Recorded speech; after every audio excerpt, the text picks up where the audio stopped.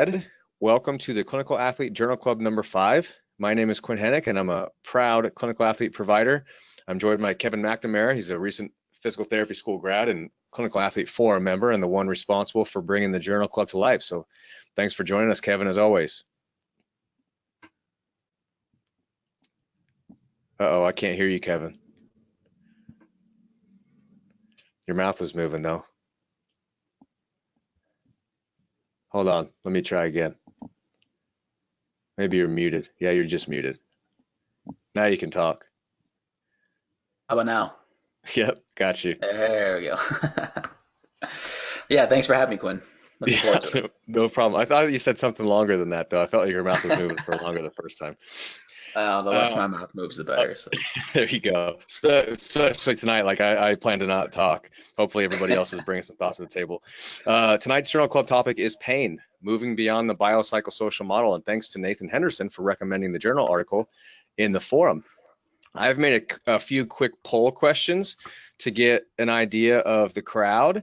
And so I'm going to launch the first question. It's the one that we always start with is who are you? Clinician, coach, trainer, student, clinician, student, coach, trainer. So you should have that pop up in front of your face. Give you a few seconds here. It's like 33% clinician, 44% student clinician, and then split between coach, trainer, and student coach, trainer. Nice little mix. And then second question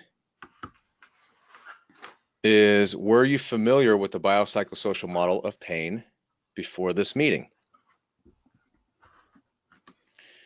Probably somewhat, right? If you guys have been in the forum for any length of time, got 100% yes.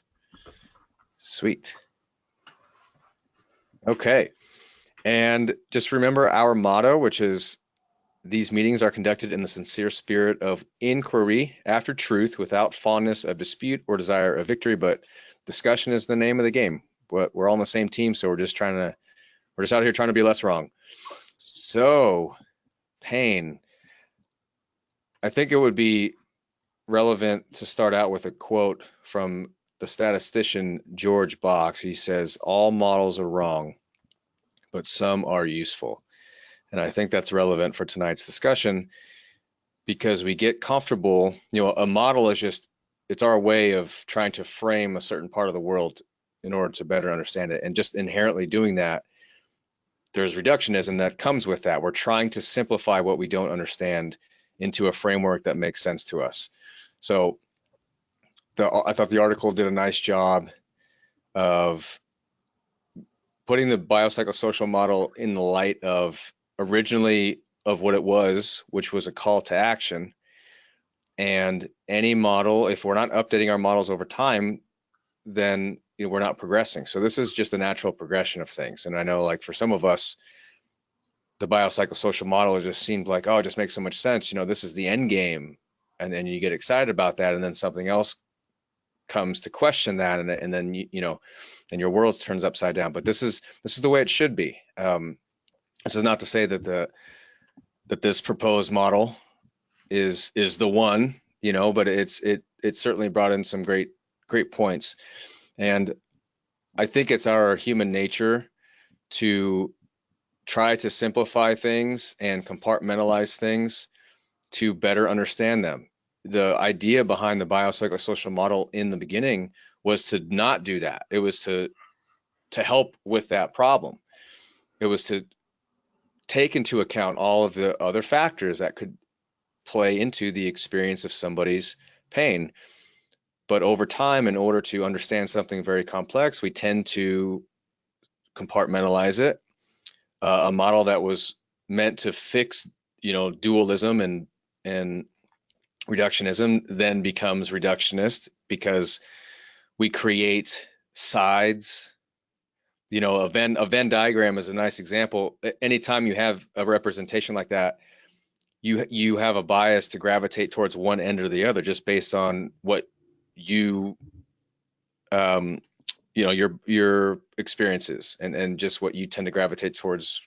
If you're a biomechanist by trade, maybe you gravitate more towards the bio part of the BPS model, and a psychologist or a sociologist, whatever. But when you have a Venn diagram, it's common for camps to start to form and then pendulums swing, and that inherently defeats the entire purpose of the model itself. And I saw parallels with evidence-based practice as I was reading this article, where, you know, back in the 90s when Sackett first proposed evidence-based practice as kind of a three-layered approach, what did we do? We made that a three-legged stool with equal components, and we made it a Venn diagram because it's easier for us to compartmentalize. But you can't separate research evidence from your experience, from patient experiences, and it all works to guide your decision making together. And that's kind of what I took from this, is it's a way to kind of step back to where the BPS model was actually meant for, and to then push past that and hopefully clean up some of the holes. I thought it did a nice job of discussing those things. I'll stop there. Kevin, what were your initial thoughts? Yeah, I love the George Box quote because I was actually going to say something similar along those lines.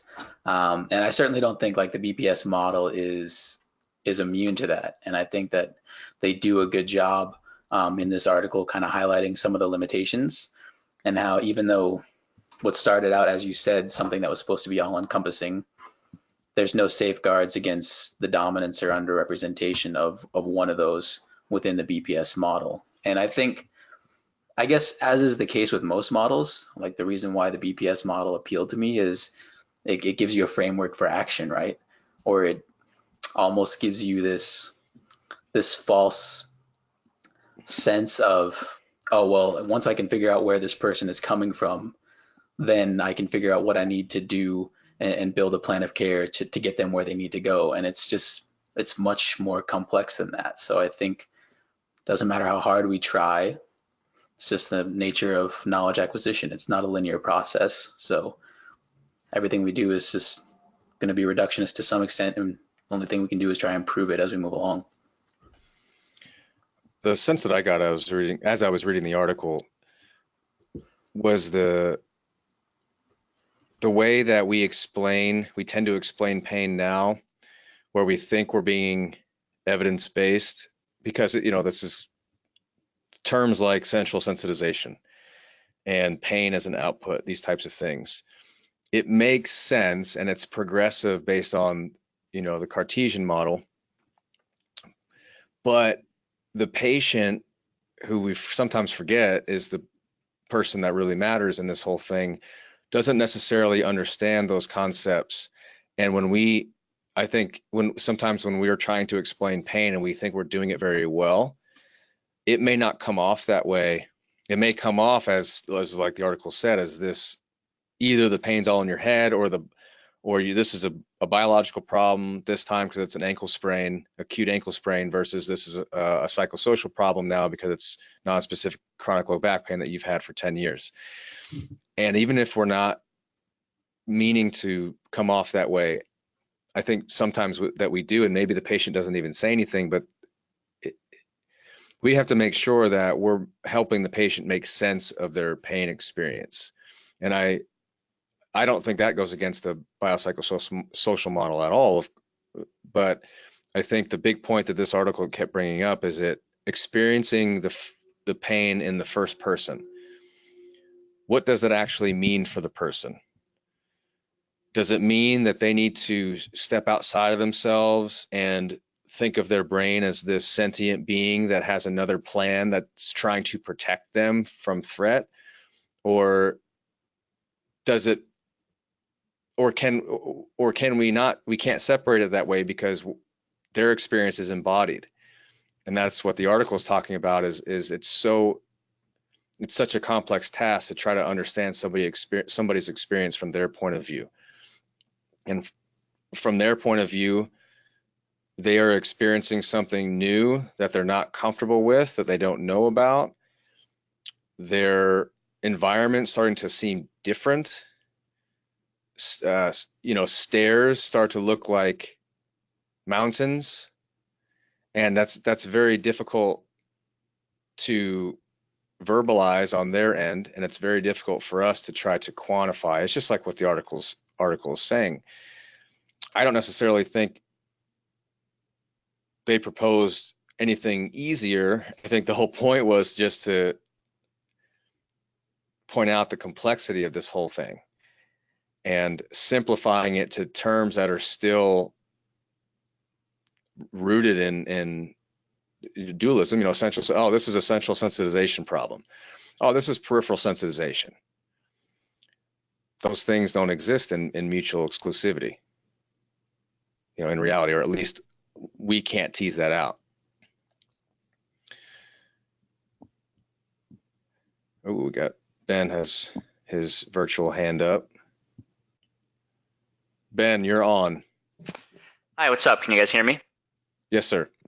Cool. So yeah, I kind of just want to add on to that a little bit. I guess sort of, I loved this paper so much, but one of the things that sort of I thought maybe I might have a different perspective on is like, I feel like it's a little bit of blaming, don't blame the model, blame the user. And we're sort of left with the same problem of how do we articulate these complicated concepts to patients.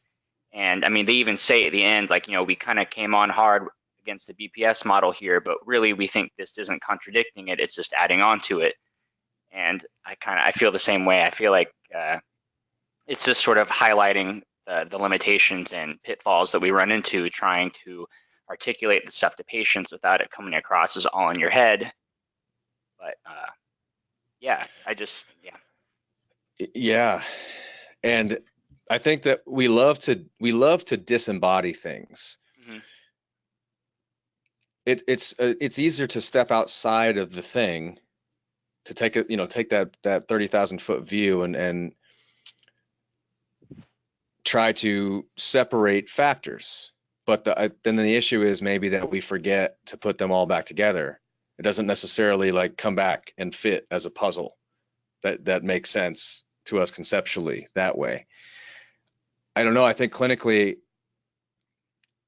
it maybe emphasizes the importance of continuing to ask questions